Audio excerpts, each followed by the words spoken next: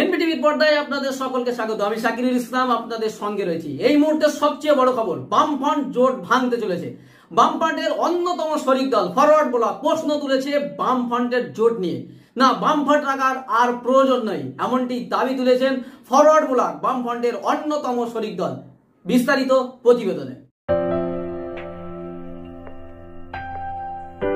1977 সালের 21শে জুন পশ্চিমবঙ্গের শাসন ক্ষমতায় এসেছিল এই জোট।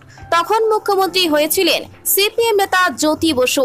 বামফ্রন্ট একটানা 34 বছর ক্ষমতায় থেকে রাজ্য শাসন করেছে। 2011 সালে বামফ্রন্টকে হারিয়ে ক্ষমতায় আসে মমতা বন্দ্যোপাধ্যায়ের তৃণমূল কংগ্রেস হিসাবে।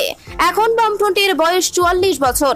বামফ্রন্টের শরিক দল ফরওয়ার্ড ব্লক বলতে শুরু করেছে ভেঙে দেওয়া হোক বামফ্রন্ট। সম্প্রতি বামফ্রন্টের এই দুই শরিক সিপিএম ও ফরওয়ার্ড ব্লকের এই বৈঠকে এসব কথা তুলেছেন ফরওয়ার্ড ব্লকের রাজ্য সম্পাদক নরেন চট্টোপাধ্যায়। এই দ্বিপক্ষীয় বৈঠকে প্রশ্ন তোলার পর ফরওয়ার্ড ব্লকের পক্ষ থেকে একটি চিঠিও দেওয়া হয়েছে বামফ্রন্টের চেয়ারম্যানকে।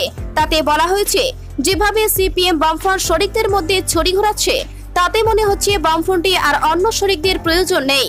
সিপিএম একাই এখন বামফ্রন্টে খবরদারি করছে, শরিকদের না জানিয়ে সিদ্ধান্ত নিচ্ছে, জোটের প্রার্থীদের ঠিক করছে, আইএসএফ বা ইন্ডিয়ান সেকুলার ফ্রন্টের সঙ্গে জোট বাঁধছে।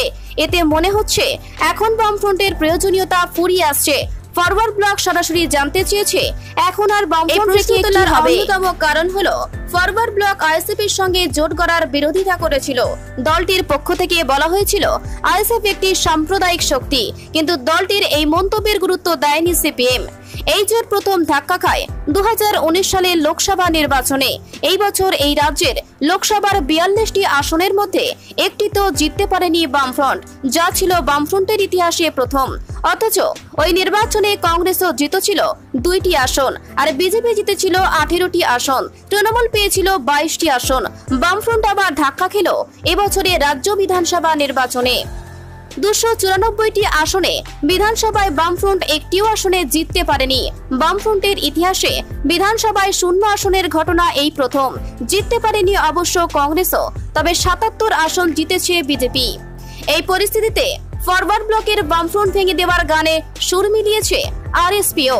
আর এসব বক্তব্য নিয়ে বামফ্রন্টের চেয়ারম্যান বিমান বসুর নেতৃত্বে শনিবার সিপিএম এর রাজ্য দপ্তরে বামফ্রন্ট শরিকদের এক বৈঠক হয়। Banabithi picnic spot and resort শহরের কোলাহল ও ব্যস্ততার ঘেরাটোপ থেকে নিজেকে মুক্ত করতে চলে আসুন বনবিথি পিকনিক স্পট অ্যান্ড রিসর্টে।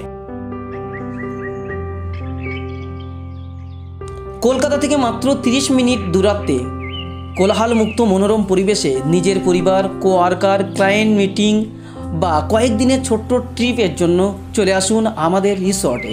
আমাদের ঠিকানা জাগুলগাছি, ঘটকপুকুর, সোনারপুর রোড, ভাঙড়, দক্ষিণ 24 পরগনা।